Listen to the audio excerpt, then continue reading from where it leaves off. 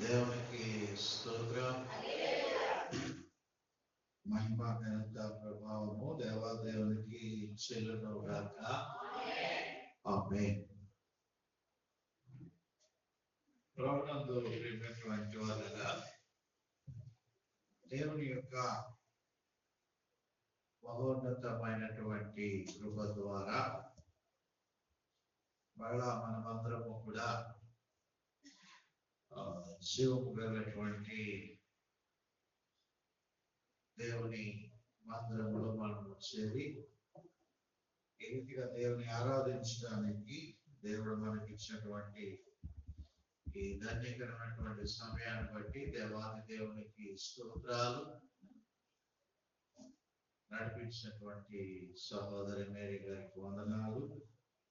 ప్రభు సన్నిధి పట్ల ఆసక్తి కలిగి ప్రభు పాదాలు చేయనటువంటి ప్రియ విశ్వాసాన్ని మీ అందరికీ కూడా ప్రభు పేరిట నేను వందనాలు తెలియజేస్తున్నా. అందరికీ వందనాలు. ప్రియమైనటువంటి దేవుని బిడ్డరా,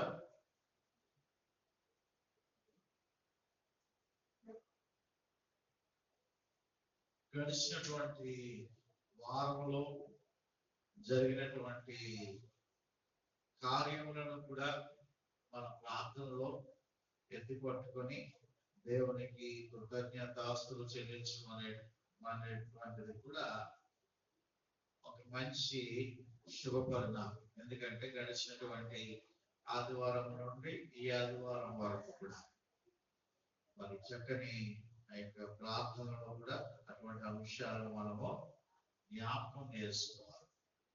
వారం అంతా కూడా సంఘాన్ని దేవుడి విధంగా నడిపించినాడు. దాన్ని బట్టి కూడా దేవునికి కృతజ్ఞతాస్తులు చెల్లించాలి. మనందరి బట్టి కూడా ధనంజయ గారికి వందనాలు తెలియజేస్తున్నాను.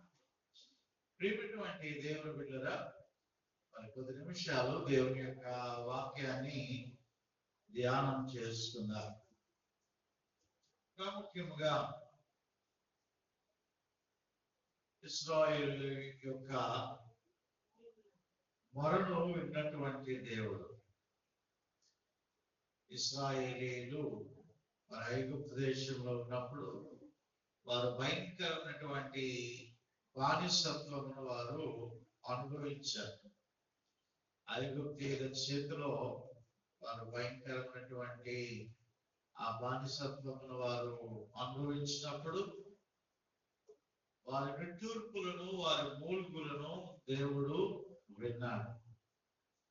విన్న తర్వాత దేవుడు వారికి సహాయము చేయని ఉద్దేశించి వారికి ఒక నాయకుడు అవసరం అని చెప్పి గ్రహించి దేవుడు అబ్రాము యెకోబెతు అనేటువంటి ఆ యొక్క విశ్వాసుల యొక్క కుటుంబంలో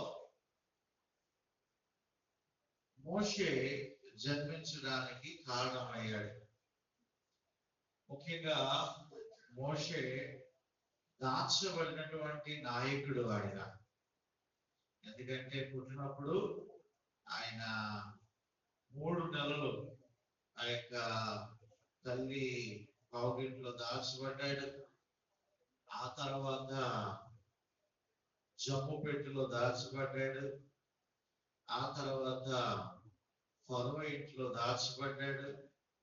తర్వాత అప్పుడు మళ్ళా తర్వాత మామ అయినటువంటి ఇత్రో ఇంట్లో దాచబడ్డాడు. తర్వాత అప్పుడు దేవుడు బయటికి తీసుకుని వచ్చాడు, ప్రపంచంలోనికి తీసుకుని వచ్చాడు. ఒక నాయకుడిగా దేవుడు మోషేని ఏర్పాటు చేసుకుని ఉన్నాడు. ప్రియమైనటువంటి దేవుని బిడ్డలారా, మోషే ఎంతకాలం బ్రతికి ఉన్నాడు అంటే, ఎంతకాలం బ్రతికాడు? 120 సంవత్సరాలు బ్రతికాడు. 120 సంవత్సరాలు బ్రతికాడు. 120 సంవత్సరాల్లో 40 సంవత్సరాలు ఫరో ఇంట్లోనే గడిపాడు. 40 సంవత్సరాలు దాటిన తర్వాత మరొక 40 సంవత్సరాలు తన మామ అయినటువంటి ఇత్రో ఇంట్లో గడిపాడు. అక్కడికి ఎంత అయింది? 80 సంవత్సరాలు అయింది. మరొక 40 సంవత్సరాలు మహా నాయకుడిగా ఇశ్రాయేలీయుల యొక్క ప్రజలని నడిపించాడు. 120 సంవత్సరాలు మరి గడిపి మరి దేవుని యొక్క సన్నిధికి చేరినటువంటి వాడు మోషే. అయితే ప్రియమైనటువంటి దేవుని బిడ్డరా, మోషే జీవితాన్ని దేవుడు నిజంగా 80 సంవత్సరాలు వదిలిపెట్టేశాడు. 80 సంవత్సరాలు మోషే తన సంతోషానికి యవనస్తుడిగా తన బలముతో తన అలంకారముతో జీవించడానికి దేవుడు మోషేను ముట్టుకోలేదు.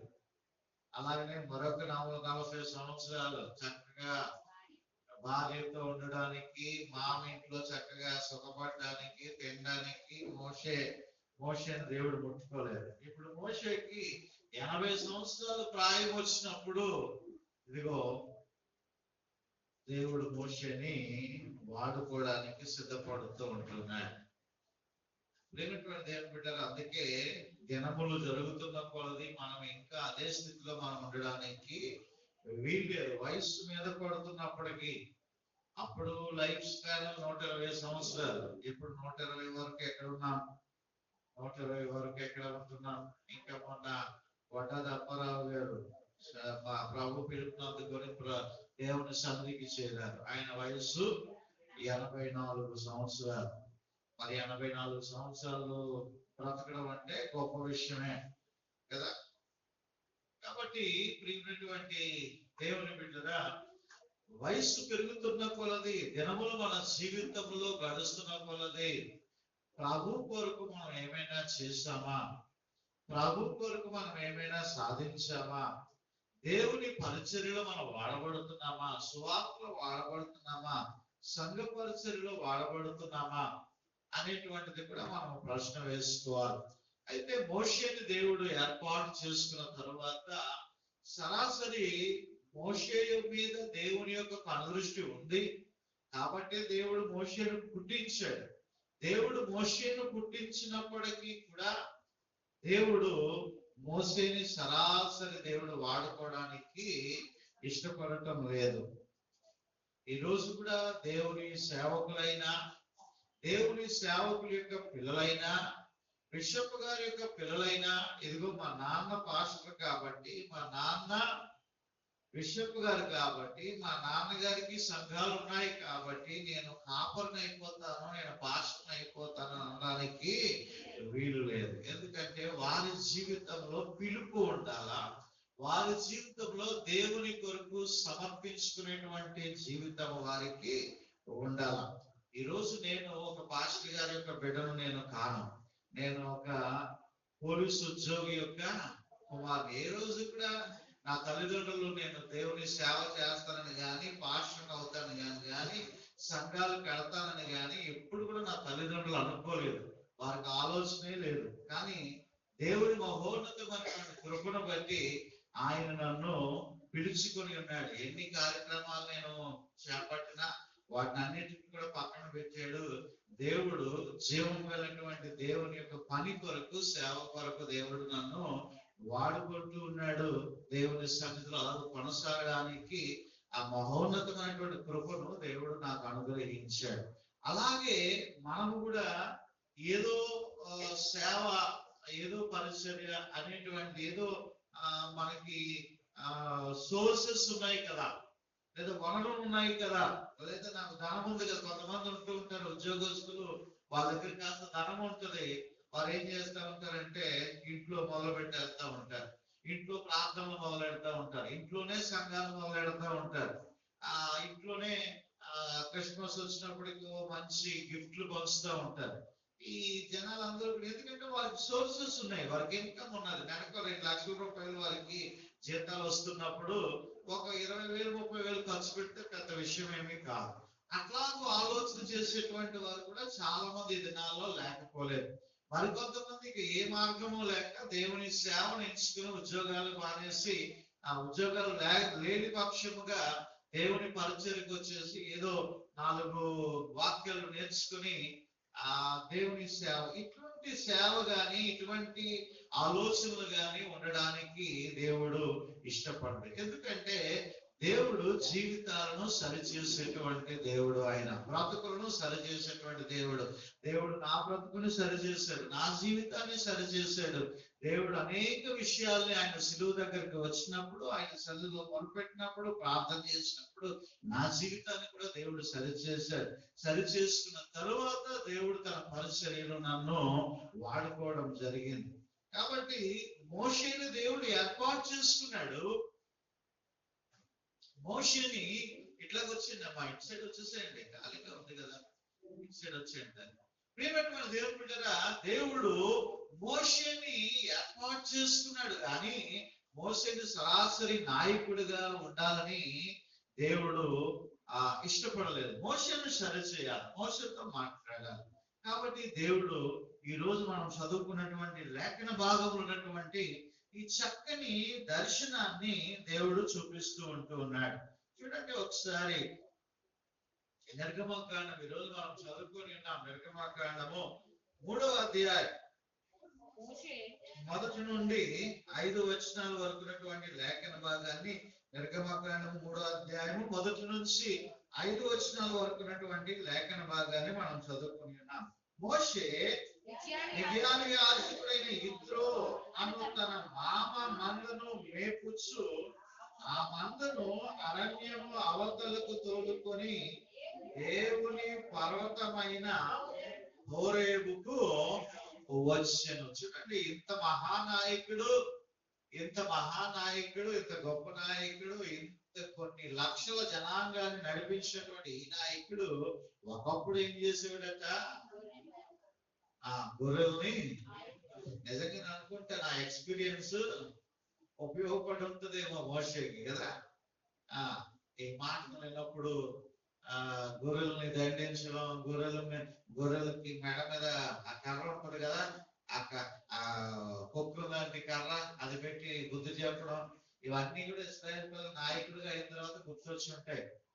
అయితే ప్రియమైనటువంటి దేవుని బిడ్డరా, తన మామ అయినటువంటి యిత్రో మందను కాస్తున్నాడు. మోషేకి పని ఏమీ లేదు ఇక్కడ. ఉదయాన్నే లేగడం, మందని తీసుకుని వెళ్ళడం, మళ్ళా తిరిగి సాయంకాలం దొడ్లోకి తీసుకుని రావడం, మళ్ళా యథావిధిగా తన యొక్క కుటుంబంతో తినడం, తాగడం అంటే మందు కాదు, తాగడం అంటే ఈ పానీయాలు ఉంటాయి కదా, ద్రాక్ష రసం, అది ఇది తాగడం, ఇక తన భార్యతో సంతోషించడం, ఇలాగే గడిపేసేటువంటి వాడు చక్కగా. కానీ ఈ రోజు ఒక ప్రత్యేకమైనటువంటిది. అంటే ఈ దినము, అంటే ఈ రోజు అంటే ఆ మోషే జీవితంలో ఆ రోజు ఒక ప్రత్యేకమైనటువంటి దినముగా మనం చూస్తున్నాం.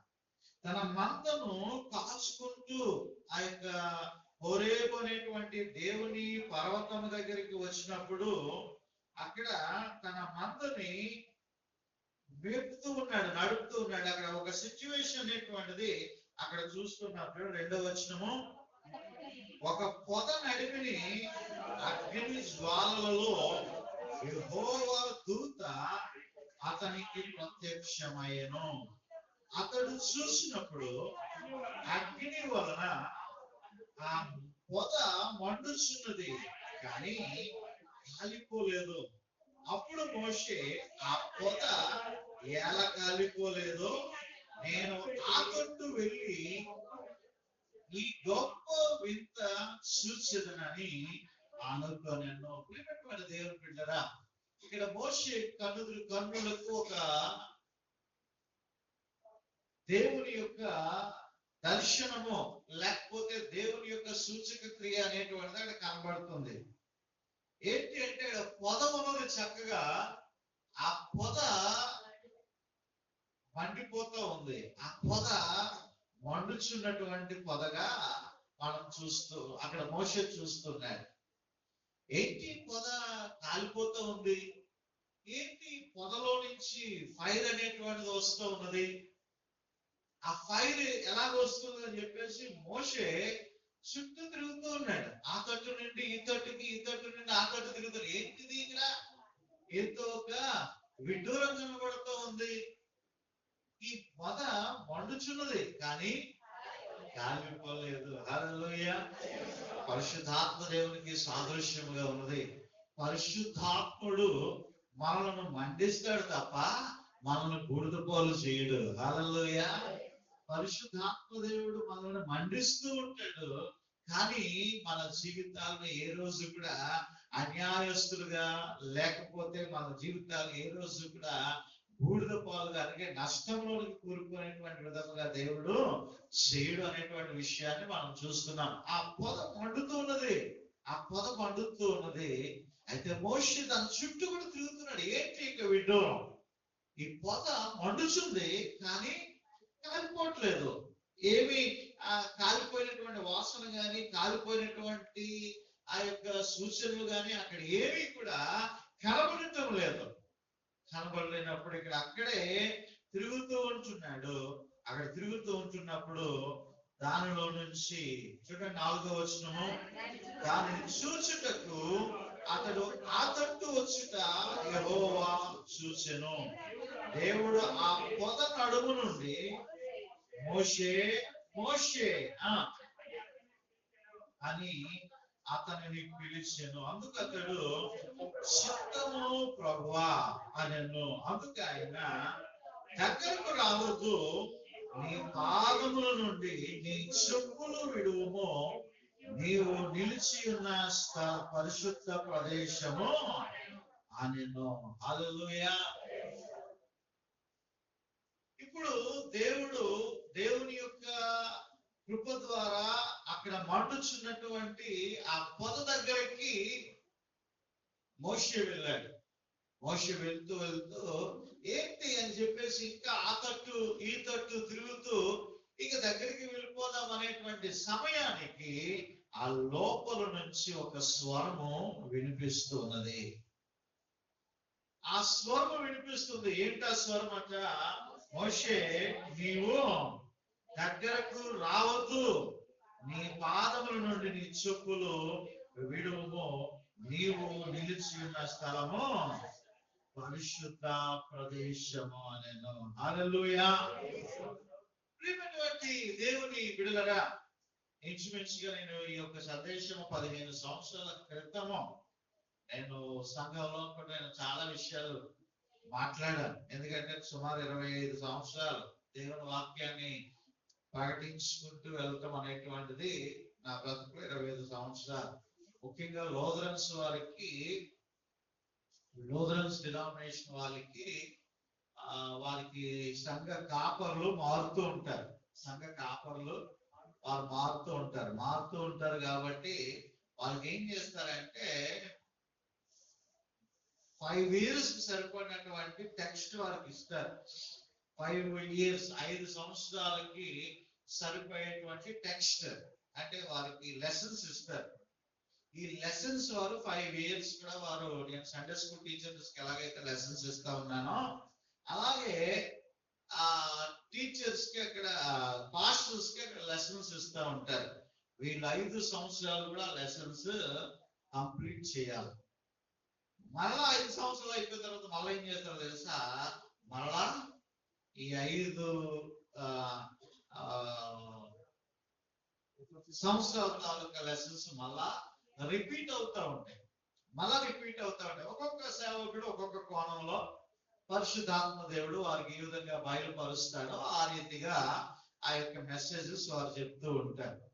కాబట్టి వాళ్ళకి గుర్తున్నాయో లేవో, 5 సంవత్సరాలు గడిచిపోతే గుర్తుంటుందో లేవో తెలియదు, కానీ ఇన్సూరెన్స్గా నేను 15 సంవత్సరాలు అంటున్నాను కాబట్టి ఖచ్చితంగా గుర్తు ఉంటుందా లేదా ఏమో కదా.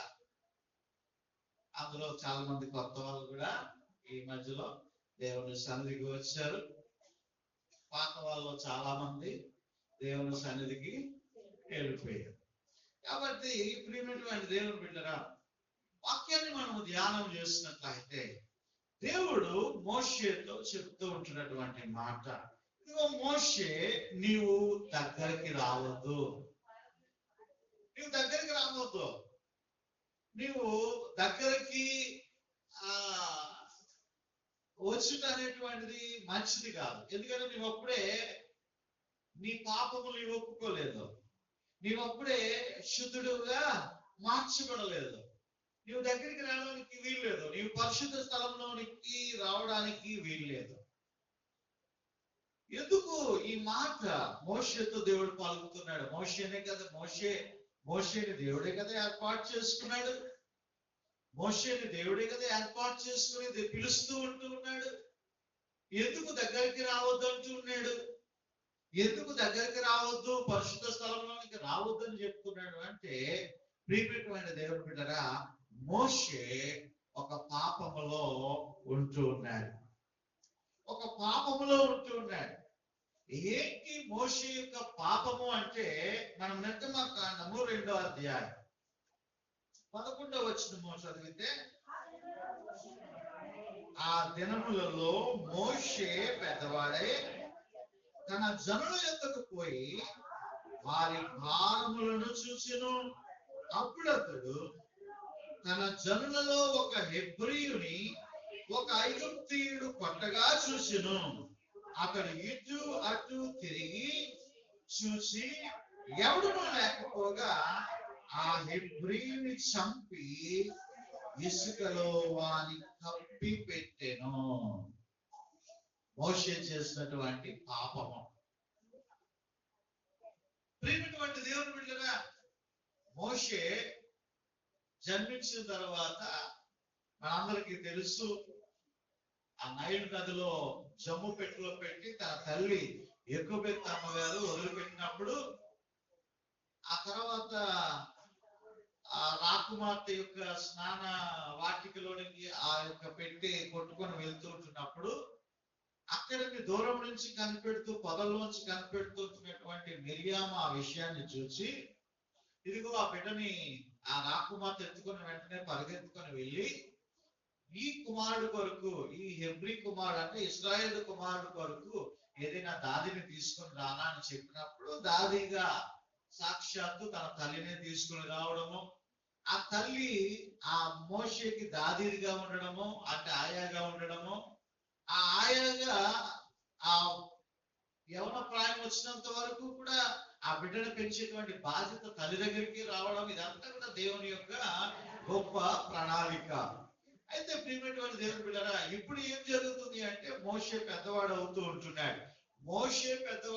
ఉంటున్నాడు కానీ మోషే యొక్క తల్లి ఇశ్రాయేలీయుల దేవుని యొక్క గొప్పతనమే చెప్పింది కానీ ఐగుప్తీయుల యొక్క గొప్పతనాన్ని, అన్య దేవతల యొక్క గొప్పతనాన్ని గాని, అన్య దేవుడి యొక్క గొప్పతనాన్ని గాని చెప్పలేదు. కాబట్టి మోషే ఎప్పుడు కూడా ఇశ్రాయేలు ఇక్కడ ఐగుప్తీయుల యొక్క రాజరికంలో పెరుగుతున్నప్పటికీ ఇశ్రాయేలు మీద జాలి, దయ, కనికరం అనేటువంటిది ఎక్కువగా ఉండేటువంటిది. ఈ కారణం చేత ఒక హెబ్రీని నిర్దాక్షిణ్యంగా కొడుతూ ఉంటే, హెబ్రీని నిర్దాక్షిణ్యం అనగా ఇశ్రాయేలు ప్రజలను నిర్దాక్షిణ్యంగా వారిని హింసిస్తూ ఉంటే, బానిసత్వంతో వారిని చూస్తూ ఉంటే, వారిని హింసిస్తూ ఉంటే, మోషే దాన్ని చూడలేకపోయి బలవంతుడైనటువంటి మోషే, మంచి యవనంలో ఉన్నటువంటి మోషే వారిని ఒక్క దెబ్బ పాటును ఏం చేశాడంటే చంపేశాడు. ఇంత అన్యాయం చేస్తావా వారికి అని చెప్పి చంపేసి ఎవరు చూడకుండా ఏం చేశాడు అంటే ఇసుకలో కప్పెట్టేసాడు. ఇది ఎవరు చూడలేదు అనుకుంటాడు. ఈ విషయం ఫరోకు తెలుస్తుంది. ఫరోకు తెలిసిన తర్వాత మోషేని చంపాలనుకుంటాడు, కానీ మోషే మళ్ళా దేశాన్ని వదిలి పారిపోతాడు. కాబట్టి ప్రియమైన దేవుని బిడ్డగా మోషే మీద ఈ కేసు ఉందండి. మోషే మీద ఈ కేసు ఉంది కదా, ఎఫ్ఐఆర్ నమోదైంది. ఎఫ్ఐఆర్ కదా, ఇది నమోదై ఉంది. ఈ లోకంలో చాలా మంది పలుకుబడి ఉన్నటువంటి వారు చేసినటువంటి పాపాలను కప్పిపుచ్చుకోవడం కోసం పోలీసులు మేనేజ్ చేసేయచ్చు కదా, మంచి లాయర్ని పెట్టుకొని కేసుల్ని మాఫీ చేసేసుకోవచ్చు. ఈ మధ్య కాలంలో అయితే కొన్ని పార్టీలు జడ్జీలనే కొనేస్తా ఉన్నారు. జడ్జీలే తప్పుడు తీర్మానాలు ఇస్తూ ఉన్నారు, తప్పుడు తీర్పులు ఇస్తూ ఉన్నారు. ప్రియమైనది ఏమిటంటే, ఈ లోకంలో నీవు దేని ద్వారానైనాను సరే నీవు నీ కేసుని ధనము, బలము, పలుకుబడి, పేరు, ప్రఖ్యాతుల ద్వారా నీవు మాఫీ చేసుకోవచ్చేమో గాని దేవుని దగ్గర నమోదు చేయబడినటువంటి కేసు మటుకు కొట్టివేయబడదు. మోషే మీద ఒక కేసు ఉంది, నరహత్య. ఎవరు చూడలా, తీసాడు, పరిగెత్తుకుని వచ్చేసాడు, ఇక హ్యాపీగా ఉంది లైఫ్. కానీ ఇక్కడ దేవుడు అంటున్నాడు, మోషే నీవు దగ్గరకు రావద్దు. ఎందుకో తెలుసా, నిన్ను నీవు పరిశుద్ధపరచుకోవాలి. నిన్ను నీవు పరిశుద్ధపరచుకోవాలి. నీలో పరిశుద్ధత లేదు. నీవు ఒకరిని హత్య చేసినావు, అంత మట్టుకే కాదు, నీలో కోపం ఉంది, ఇంకా ఆవేశం ఉంది. నిజంగా దేవుడు అందుకేనేమో 40 సంవత్సరాలు కూడా బాబు నువ్వు మనుషులతో కాదు గొర్రెలతో ఉండని చెప్పేసి ఆ శాంత హృదయాన్ని కలగజేయడం కోసమే దేవుడు వదిలిపెట్టేసాడు. అయితే ఇదిగో మోషన్ అంటాడు, దగ్గరికి రావద్దు, నీ దగ్గరికి రావద్దు.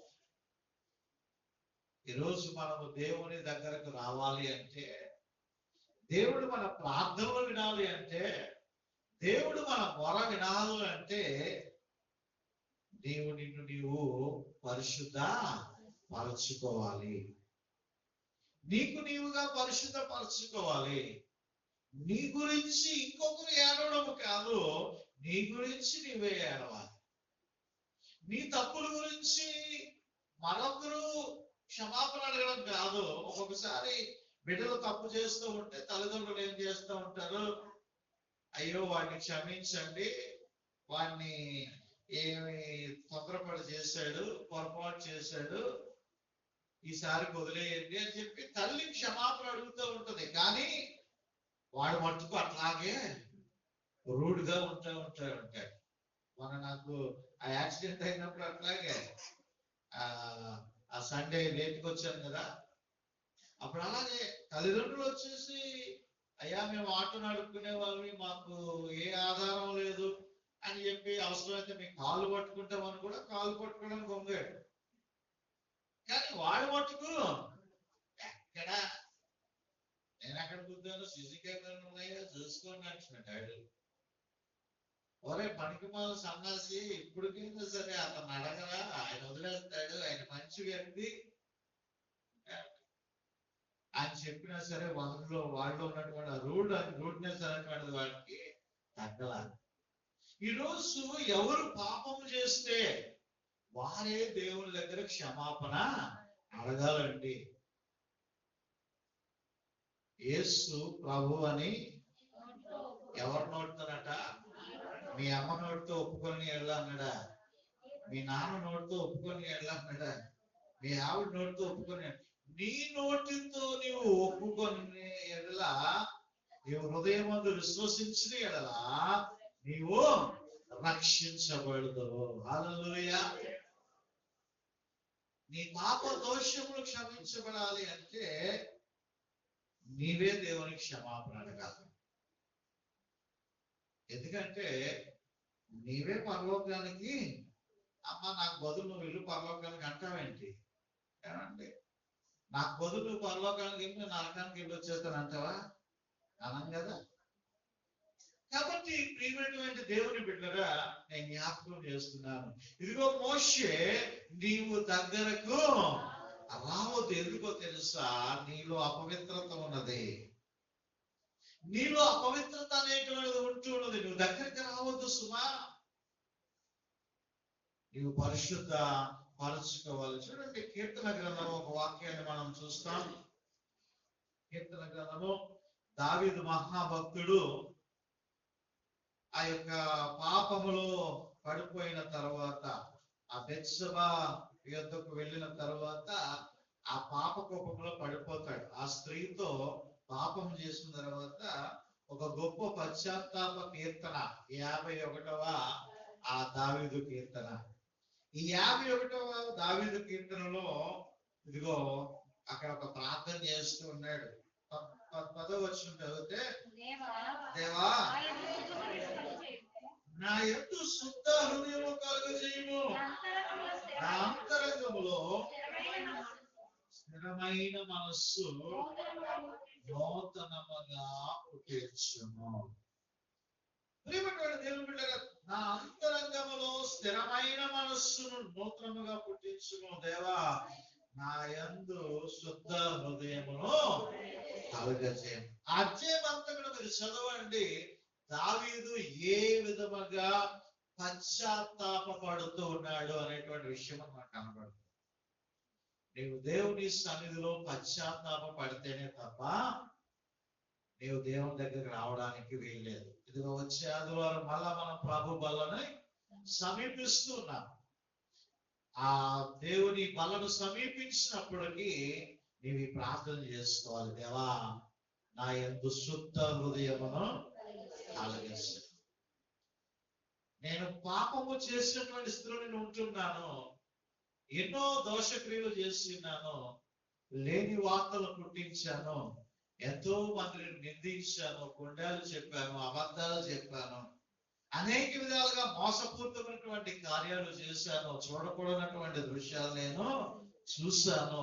అనేకమైనటువంటి పాప కోపంలో నేను చిక్కి ఉన్నాను అని చెప్పి నువ్వేం చేయాలో దేవుని సన్నిధిలో నీవు ప్రార్థన చేయాలి. దేవుని సన్నిధిలో నీవు ప్రార్థన చేసినట్లయితే ప్రభు నీ పాపములన్నిటినీ కూడా ఆయన క్షమించి వేసేటువంటి దేవుడు. మోషేను దేవుడు క్షమించాడు కదా. దేవుడు మళ్ళా మోషేను దేవుడు గొప్ప నాయకుడిగా వాడుకున్నాడు కదా. అలాగే దేవుడు నిన్ను కూడా వాడుకోగలడు అని. ఈ దుప్పులు ఉంటాయి కదా, ఈ దుప్పులు, వాటిని మనం జింకలని కూడా అంటూ ఉంటాము. దుప్పి. ఈ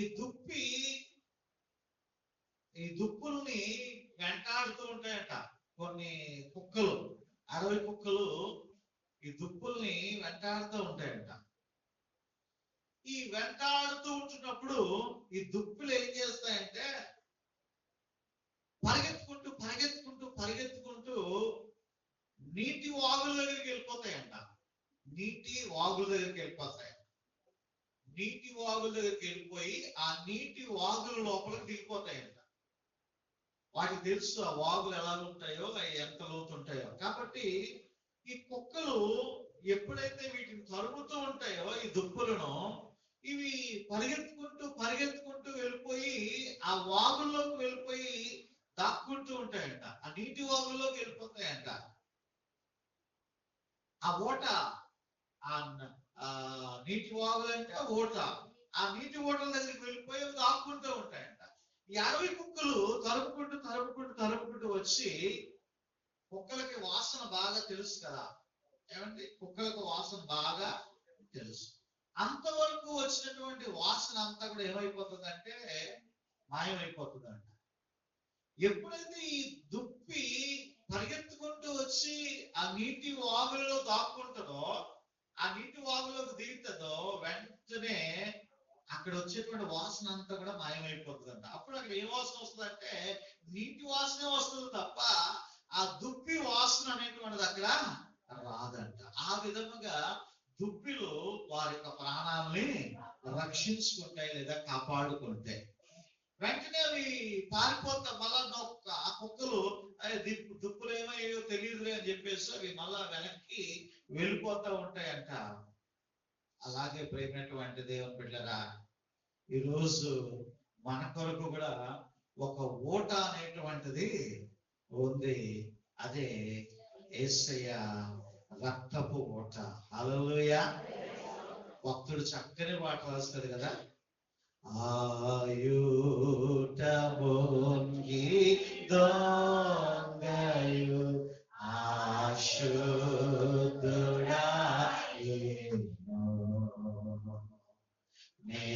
నేనాటి పాపి నేపుడు అయినందు పొందుదు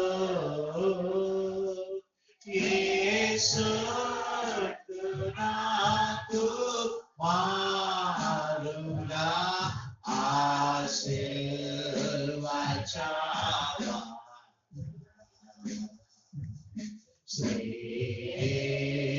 శ్రీసురక్ష మేపుడు స్రవించు నాకుగా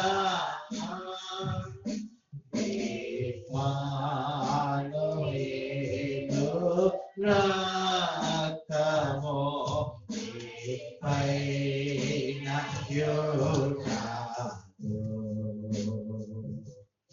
ఓ పాపియందు మోగుము పాపపు బోవును యేసుండు నాకు మారుగా ఆశీర్వచారా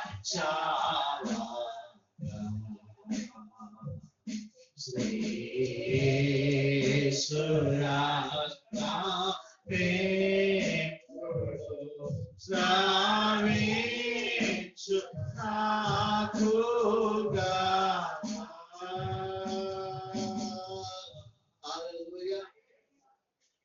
ఆ యూట ఆ రక్తపు ఊట ఏమంటే యేసయ్య రక్తంలో మనం కడగబడితే మనం శుద్ధునిగా మనం మార్చిపెడతాం.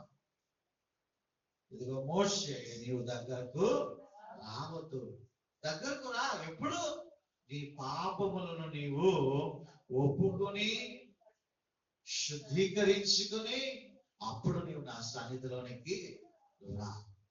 అప్పుడు నీవు నన్ను ఆరాధించు, అప్పుడు నీవు నన్ను మొరపెట్టు, అప్పుడు నేను నీకు తోడై ఉంటాను. హల్లెలూయా.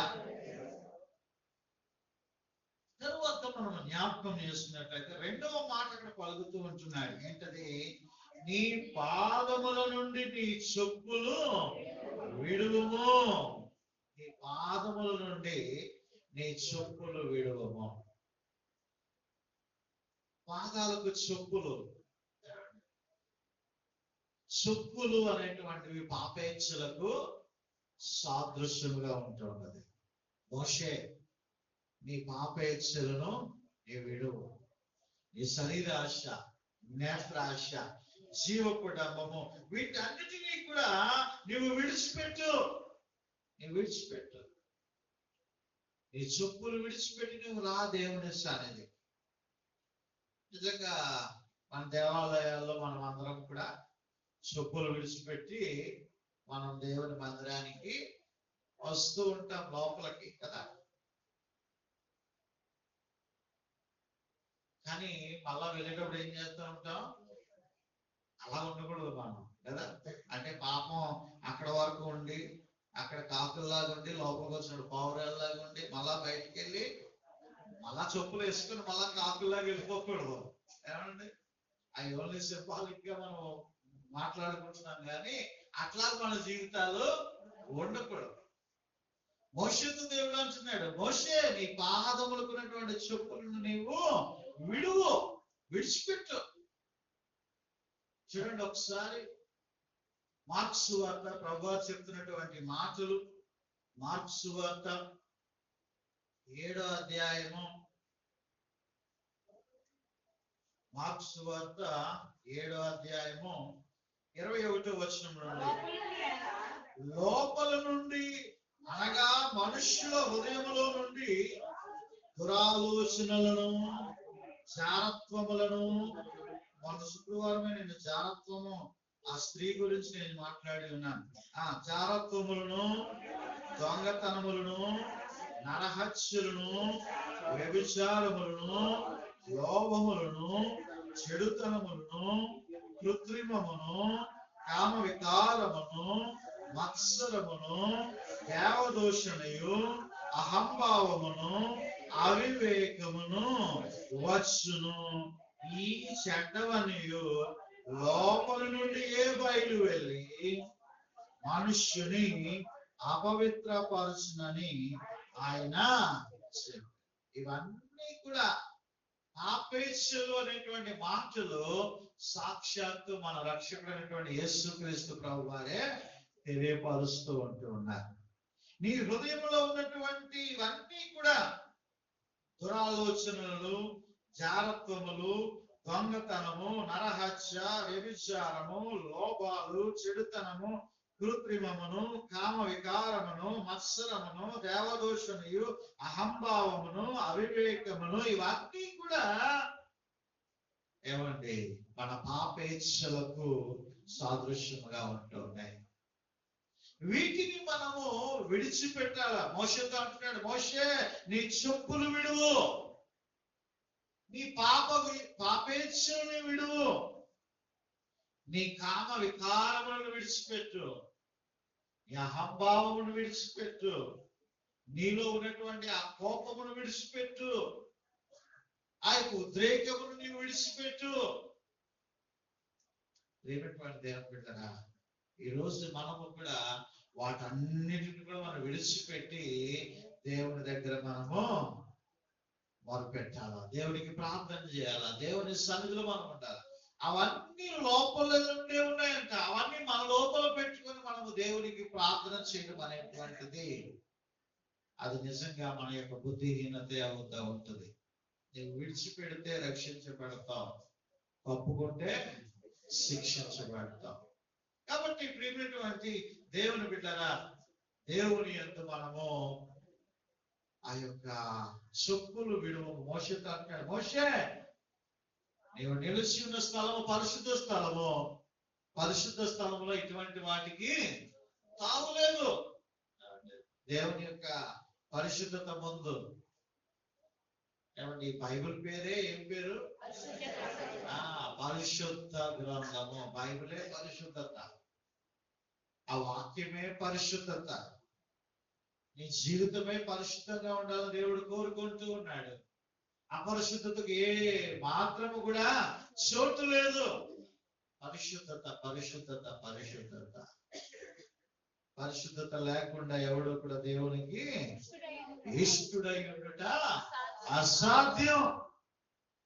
నీ పరిశుద్ధ దేవుని సన్నిధిలో నువ్వు గడపడానికి కావాల్సిన క్వాలిఫికేషన్ ఏంటంటే పరిశుద్ధత. నీ హృదయంలో ఏ విధమైనటువంటి పాపపు క్రియలు, ఎటువంటి చూడండి దురాలోచనలంట, ఏమంటే జారత్వాలంట, దొంగతనాలంట, నరహత్యలంట, వ్యభిచారములంట, చెడుతనములంట, కృత్రిమములంట, కామ వికారం అంట, మత్సరం అంట, అసూయ అంట, దేవదూషణ అంట, అహంభావం అంట, అవివేకం అంట, ఇవేవి కూడా ఉండడానికి వీల్లేదు. నీకు దేవుని దగ్గరికి వచ్చినప్పుడు దేని విషయంలో కూడా నీవు గర్వపడటానికి వీల్లేదు. ధనమును బట్టి, బలమును బట్టి, పలుకుబడిని బట్టి, పేరును బట్టి, కులమును బట్టి, గోత్రమును బట్టి ఏమైనటువంటి దేవుని బిడ్డరా జ్ఞాపకం చేస్తూ ఉంటున్నాను. దేనిని బట్టి కూడా అతిశయించడానికి వీల్లేదు. మూడో విషయాన్ని అక్కడ దేవుడు చెప్తున్నటువంటి మాట, అక్కడ నీవు నిలిచి ఉన్న స్థలము పరిశుద్ధ ప్రదేశము. హల్లెలూయా. మూడు విషయాలు చెప్తున్నాడు కదా. ఒకటి ఒకటి నీవు దగ్గరకి రావద్దు, రెండోది నీ చెప్పులు విడుము, మూడోది నీవు నిలిచి ఉన్న స్థలము పరిశుద్ధ స్థలము. హల్లెలూయా. ఈ మూడు మాటలు మోషేకి వినబడుతూ ఉంటూ ఉన్నాయి. నీవు ఆ తర్వాత మిగతా విషయాలన్నీ మాట్లాడాడు, కానీ ప్రాముఖ్యముగా మోషేని సరిచేయడానికి మట్టుకు ఈ మూడు విషయాలు మాట్లాడుతూ ఉన్నాడు. నీవు నిలిచి ఉన్న స్థలము పరిశుద్ధ స్థలం. ప్రియమైనటువంటి దేవుని బిడ్డరా, దేవుడు మనందరికీ కూడా ఒక పరిశుద్ధ స్థలాన్ని ఇచ్చాడు. మనందరికీ కూడా నీవు నిలిచి ఉన్న స్థలము పరిశుద్ధ స్థలము. అంటే నీవు నిలిచినటువంటి స్థలం పరిశుద్ధ స్థలం అంటే మనందరికీ దేవుడు ఇచ్చినటువంటి పరిశుద్ధ స్థలం ఏది? ఏది? ఏమంటున్నా నాకు అర్థం అవట్లా. దేవుని యొక్క పరిశుద్ధ మందిరం కదా. అంటే మందిరంలోకి వచ్చిన పరిశుద్ధంగా ఉండి బయటకు వెళ్ళిన తర్వాత కొట్టుకోమనా, బయటకు వెళ్ళక బూతులు మాట్లాడమనా? కొరింథీ పత్రికలో ఒకసారి చూద్దాం, జవాబు మీరే చెప్తారు. మొదటి కొరింథీయులకు రాసినటువంటి పత్రిక 3వ అధ్యాయము 16వ వచనం. మీరు దేవుని ఆలయమై ఉన్నారనియు దేవుని ఆత్మ మీలో నివసించుచున్నాడనియు మీరు ఎరుగరా? ఎవడైనా దేవుని ఆలయమును పాడు చేసినదా దేవుడు వారిని పాడు చేయను. దేవుని ఆలయము పరిశుద్ధమై ఉన్నది, మీరు ఆ ఆలయమై ఉన్నారు. ఇప్పుడు చెప్పండి, నీవు నిలిచినటువంటి స్థలము, నీలో దేవుడు ఒక పరిశుద్ధ స్థలాన్ని పెట్టాడు. ఏంటి ఆ పరిశుద్ధ స్థలము? నీ హృదయం. నీ హృదయం అనేటువంటిది ఒక పరిశుద్ధ స్థలముగా దేవుడు నీ దేహంలో దేవుడు ఉంచాడు. చక్కని పాట ఉంటది, హృదయమే నీ ఆలయం క్రీస్తు, నీ ఆలయమే గానం, విదితము కాదే వివరింపగనే.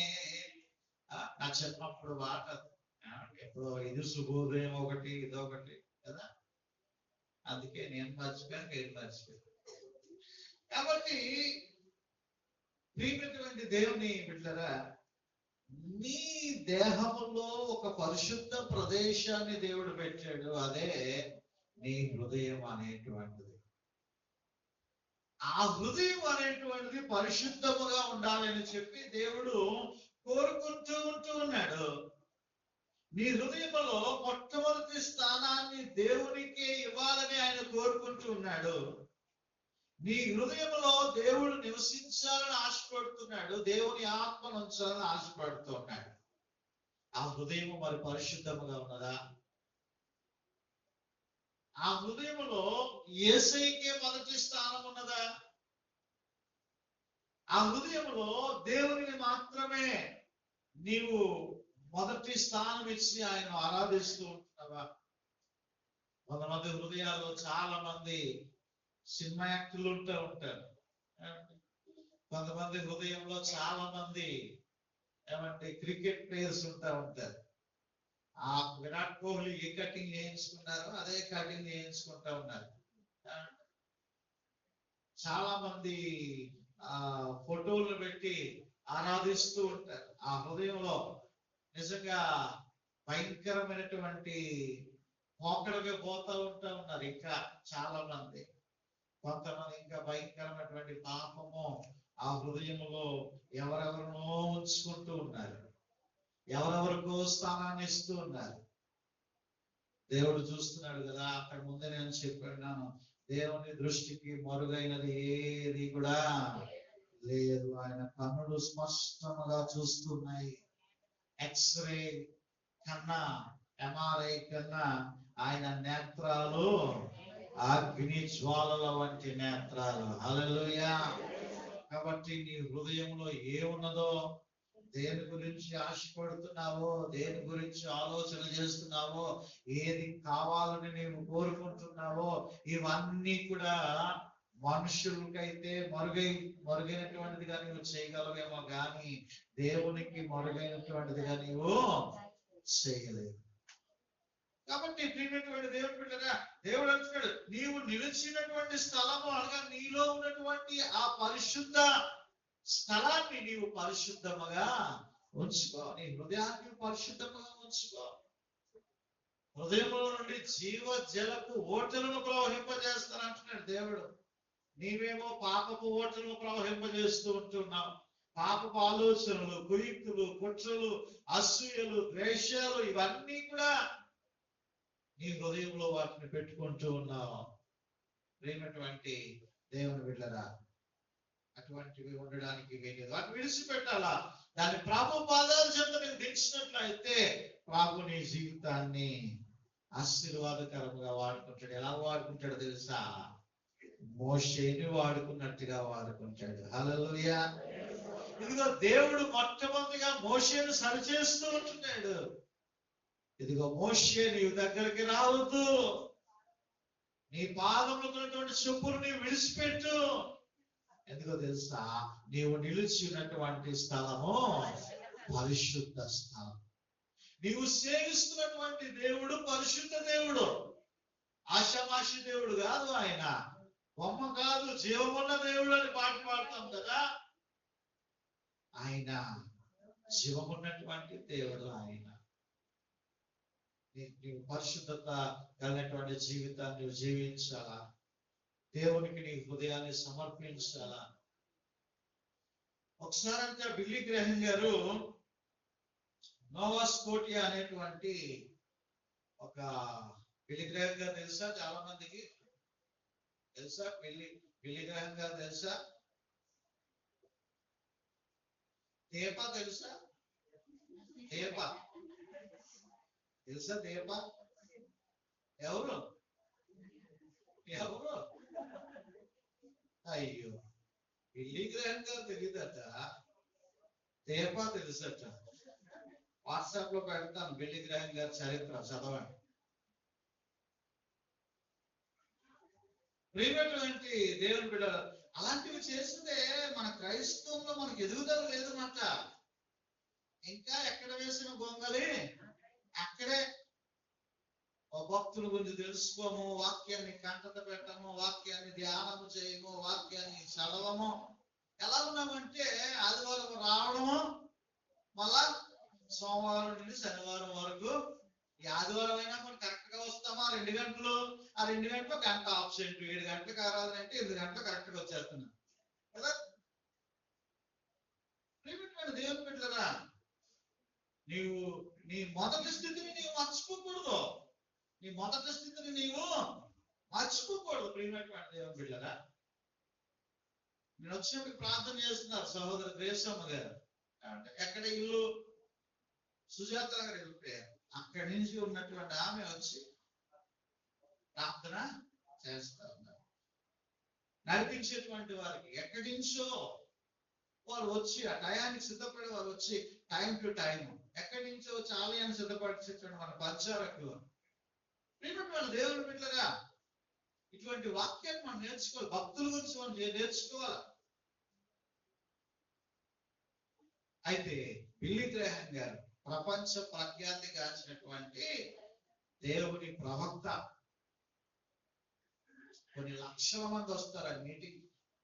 భారతదేశంలో మీటింగ్ పెట్టడానికి వచ్చేటువంటి జనాలు సరిపోరని భారతదేశంలో మీటింగ్ పెట్టలేదు. ఆ ప్లేస్ లేక, వింటారా, ఆ ప్లేస్ సరిపోక భారతదేశానికి ఆయన ఎప్పుడో, నా చిన్నతనంలో ఎప్పుడో వచ్చేదని విన్నాం, కానీ తర్వాత రావడానికి వీలు పడదా.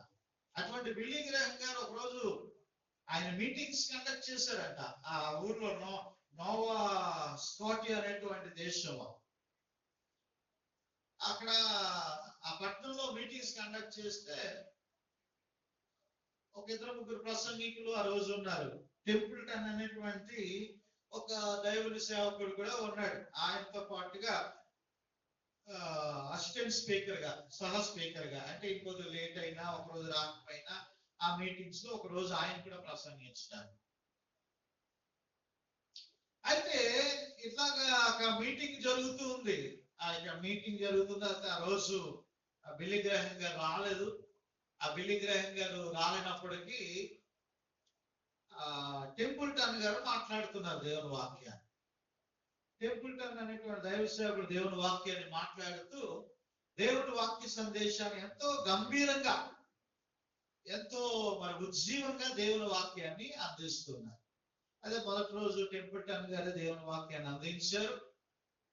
రెండవ రోజు కూడా దేవుని వాక్యాన్ని బిల్లీ గ్రహం గారు వేరే ప్రాంతం నుంచి వచ్చినప్పుడు కొద్దిగా లేట్ అయిందని చెప్పి ఈయనే మెసేజ్ చెప్పడం మొదలు పెట్టారు. మెసేజ్ చెప్పినప్పటికీ లాస్ట్ కి బిల్లీ గ్రహం గారు వచ్చేసారు. కానీ వచ్చేసిన తర్వాత అసలు ప్రజలు ఏ విధముగా, వచ్చినటువంటి వారు ఏ విధముగా వాక్యానికి ప్రేరణ చెందుతూ ఉన్నారు అనేటువంటి విషయాన్ని కనిపెట్టడం కోసం బిల్లీ గ్రహం గారు ఏం చేశారంటే ఒక పెద్ద టోపీ పెట్టుకొని, ఓ నల్ల కలద్దలు పెట్టుకొని జనాల్లో ఒకరిలాగే ఆయన కూర్చుండిపోయాడు అనమాట. ఆ ముందు వరుసలో 3వ లైన్లోనో 4వ లైన్లోనో ఆ కిందన ఆ జనాల్లోనే కూర్చున్నాడు.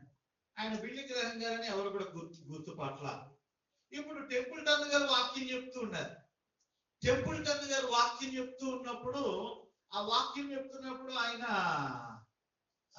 ఉజ్జీవముతో పరిశుద్ధాత్మ ప్రేరణతో దేవుని వాక్యాన్ని బలముగా అక్కడ ప్రకటిస్తూ ఉన్నారు. బలంగా దేవుని యొక్క వాక్యాన్ని ప్రకటిస్తూ ఉంటున్నప్పుడు లాస్ట్ లో ఆయన ఆల్టర్ కాల్ ఇచ్చాడు.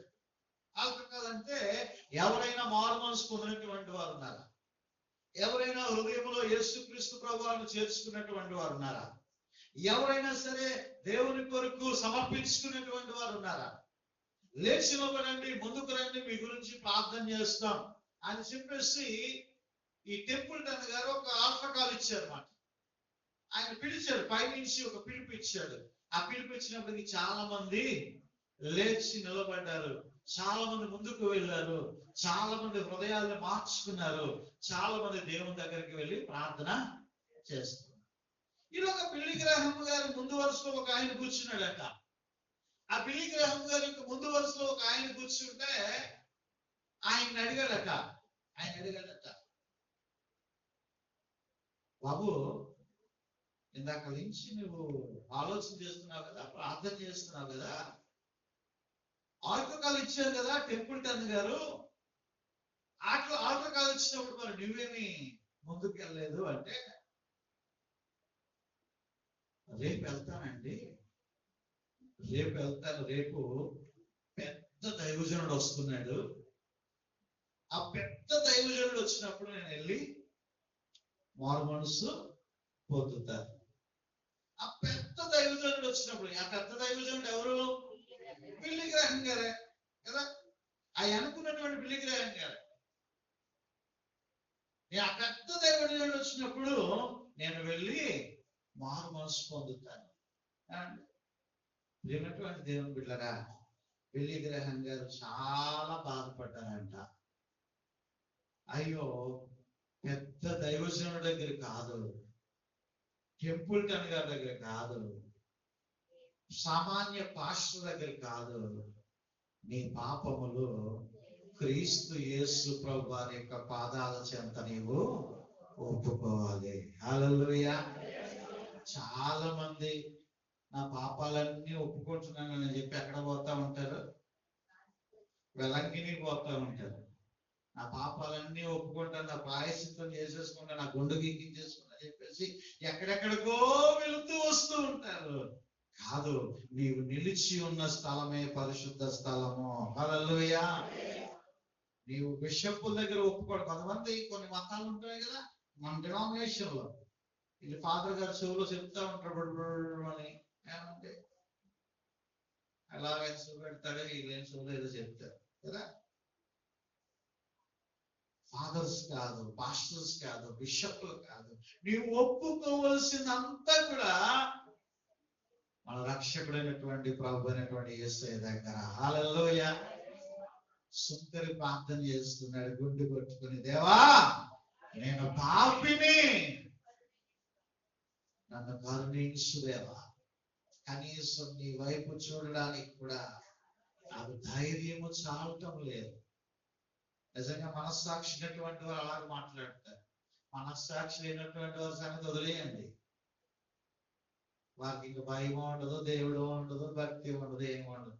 కానీ నిజంగా మనస్సాక్షి ఉన్నటువంటి వారు నీవు దేవుని సన్నిధి నీ దగ్గర ఒప్పుకోవాలి. దేవా నేను పాపిని, నేను దుర్నీతి కీడు చేశాను, చూడకూడనటువంటివి చూస్తున్నాను, వెళ్ళకూడని స్థలాలకు వెళ్తున్నాను, సహవాసం చేయకూడనటువంటి వారితో సహవాసం చేస్తున్నాను అని చెప్పి నీవు ఒప్పుకోవలసినదంతా కూడా యేసయ్య దగ్గరే, యేసయ్య పాదాల చెంత నీవు ఒప్పుకోవాలా. ఆయన దగ్గర నీవు క్షమాపణ అడగాల. ప్రభు నన్ను క్షమించిన ఆయన, ఐఎమ్ సారీ. ఇది కాదండి క్షమాపణ అంటే. ఏమంటాడు దావీదు? కన్నీటితో నా పరుపు తేవ చేయిస్తున్నాను అంటే. ఏమిటటువంటి దేవుని బిడ్డలారా, నీ పాపములు క్షమించబడాలి అంటే అచ్చరీతిగా నీవు ప్రార్థన చేయగలిగినట్లయితే, ఆనాడు మోషేను వాడుకున్నాడు నాయకుడుగా, దేవుడు నిన్ను వాడుకుంటాడు. మోషే మీద బలమైనటువంటి, ఈ మధ్యకాలంలో నేను ట్రోల్ చేస్తున్నప్పుడు ఒకరి సాక్ష్యం నాకు వినబడింది. ఆ సాక్ష్యం నేను చూశాను. ఎవరి సాక్ష్యం అంటే, షకీలా. ఏమంటే షకీలా, ఎంతమంది తెలుసు షకీలా? సినిమా హీరోయిన్ తెలుసు కదా, తెలియనట్టుగా ఉంటారు కదా. ఆవిడ సాక్ష్యం చెప్తా ఉంది, నా జీవితం అంతా కూడా పాప కోపంలో పడిపోయింది, మనుషులు నన్ను చిందరవందరగా చేశారు, కానీ నన్ను ప్రేమించేటువంటి ఒకే ఒక రక్షకుడు ఉన్నాడు, ఆయన యేసుక్రీస్తు ప్రభువారని. హల్లెలూయా. ప్రేమటువంటి దేవుని బిడ్డలారా, ఆనాడు పాపాత్మురాలైనటువంటి స్త్రీ నాకు గుర్తొచ్చింది. రాళ్లతో కొట్టినప్పుడు చంపేద్దాం అనుకున్నారు కదా, యేసయ్య పాదాల దగ్గరికి వచ్చి పడిపోయి, అమ్మా ఇక నీవు పాపము. కూర్చున్నటువంటి వారందరూ పరిశుద్ధులు కాదు, వింటున్నటువంటి వారందరూ పరిశుద్ధులు. రాళ్లతో కొట్టే పనిష్మెంట్ రావాలి అంటే చాలా మంది మీదకి రావాలి పనిష్మెంట్, కానీ కవర్ అయిపోతా ఉంది. కానీ యేసయ్య జీవితాలను మార్చేటువంటి దేవుడు. ఈరోజు ఎంత పాపినైనా క్షమించేటువంటి దేవుడు. ఈరోజు నీ హృదయంలో ఎవరికి స్థానం ఉంది? వేటి గురించి ఆలోచిస్తున్నావు? దేని గురించి ఆలోచన చేస్తున్నా? జ్ఞాపకం చేసుకోవాలి. నాకు ఈ మధ్యన తెలిసింది, సెల్ ఫోన్ లో అంట ప్రైవేట్ ఆప్షన్ ఉంటుందంట. ఆ ప్రైవేట్ లాక్ అనేటువంటిది ఒకటి ఉంటుందంట. మీకు తెలుసా? అది తెలియపోయినటువంటి వారు ధన్యులు. నిజంగా ప్రైవేట్ లాక్ అంట. ఆ ప్రైవేట్ లాక్ నువ్వు ఓపెన్ చేస్తేనే ఓపెన్ అవుతుంది. అందులో సీక్రెట్స్ ఏ ఉన్నాయో, ఎవరి ఫొటోస్ ఉన్నాయో, ఏంటి ఉన్నాయో అనేటువంటిది ఆ ప్రైవేట్ లాక్ అంట. నాకు తెలియదు అది. మొన్న నేను ఇంకొకరు చెప్తా ఉన్నారు, మీ తాలూకా డాక్యుమెంట్స్ అన్ని కూడా అందులో పెట్టుకొని ప్రైవేట్ లాక్ ఆన్ చేసుకోండి అని చెప్తున్నారు. ఇటువంటి ప్రైవేట్ లాక్ లో ఉన్నవి కూడా ఎవరికి తెలుసు? దేవునికి తెలుసు. నీ ఫింగర్ ప్రింట్ పెట్టేసి నీ థంబ్ పెడితేనే ఓపెన్ అవుతుంది. ఎవరు చూడదు. పాస్వర్డ్ పెడితేనే ఓపెన్ అవుతుంది. నథింగ్. నీ దేవునికి సమస్తము మరుగైనది ఏది కూడా లేదు. హల్లెలూయా. కాబట్టి మోషేని దేవుడు అంటున్నాడు, మోషే నీ దగ్గరకు రావద్దు, నీ పాదాలకు ఉన్నటువంటి చెప్పుల్ని విడిచిపెట్టు, నీవు నిలిచి ఉన్న స్థలము పరిశుద్ధ స్థలము. ఈరోజు దేవుడు నీతో కూడా మాట్లాడుతున్నాడు, నీవు విడిచిపెట్టు.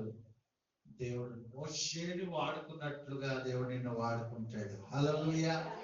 మోషేకి తోడైండునట్లు నేను నీకు కూడా తోడైండును అని చెప్పి యెహోషువతో చెప్తూ ఉన్నాడు దేవుడు. అత్యధికంగా దేవుడు నీకు తోడై ఉంటాడు. తన యొక్క మేఘముతో నిన్ను కప్పుతాడు. ఏమంటే మోషేని మేఘంతో కప్పాడు కదా, పరిశుద్ధ మేఘంతో కప్పాడు కదా. అత్యధికంగా నిన్ను కప్పుతాడు, నిన్ను నడిపిస్తాడు, నీకు తోడై ఉంటాడు.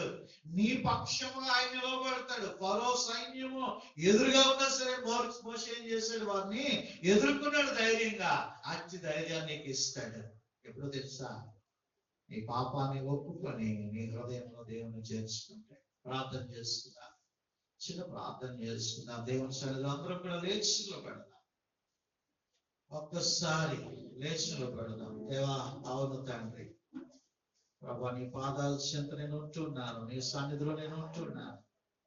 అయ్యా, పాపము నాలో ఉన్నదేమో తండ్రి, పాపము నాలో ఉన్నదేమో కాదు తండ్రి, ఉన్నది ప్రభువా.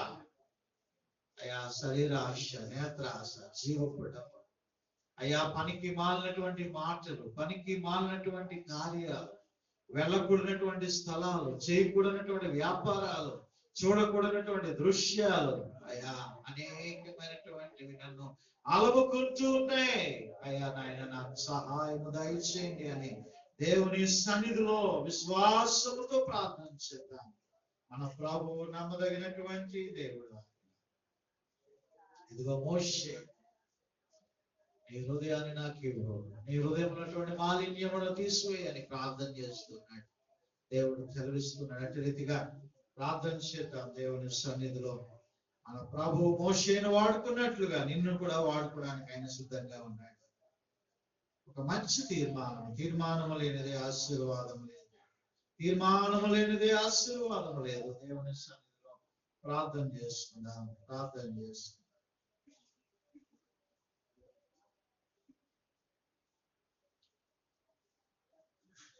శుద్ధ హృదయం కలుగజేయుము శుద్ధ హృదయం కలుగజేయుము నాలో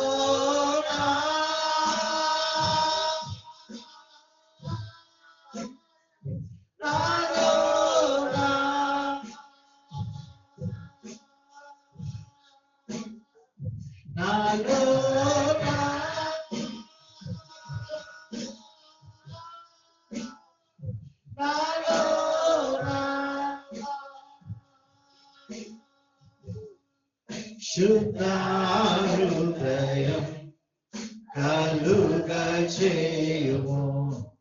శుద్ధ హృదయం కలుగజేయుము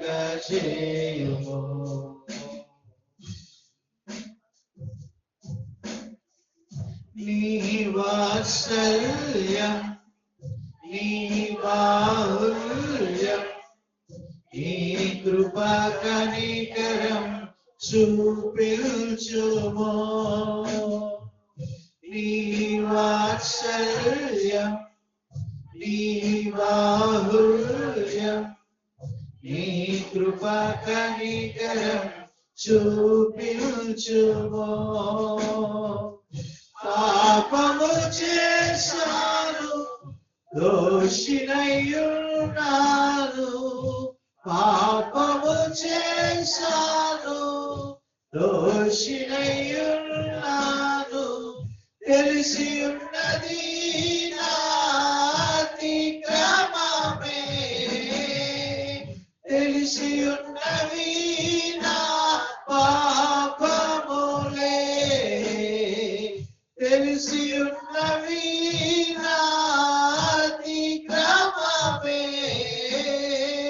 తెలిసి ఉన్నవి నా పాపములే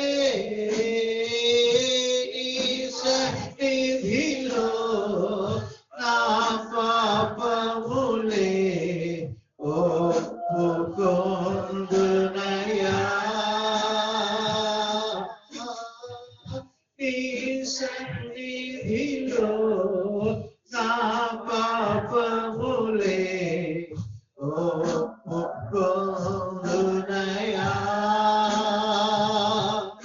శుద్ధ హృదయం కలుగజే అందరము కూడా పాడదాం శుద్ధ హృదయం కలుగజేయుము నాలో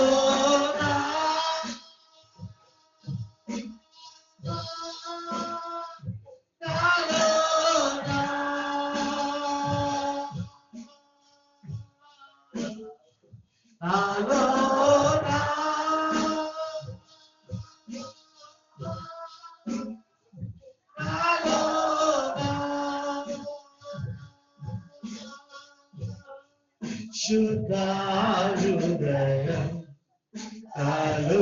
కలుగజేయుము శుద్ధ హృదయం కలుగజేయుము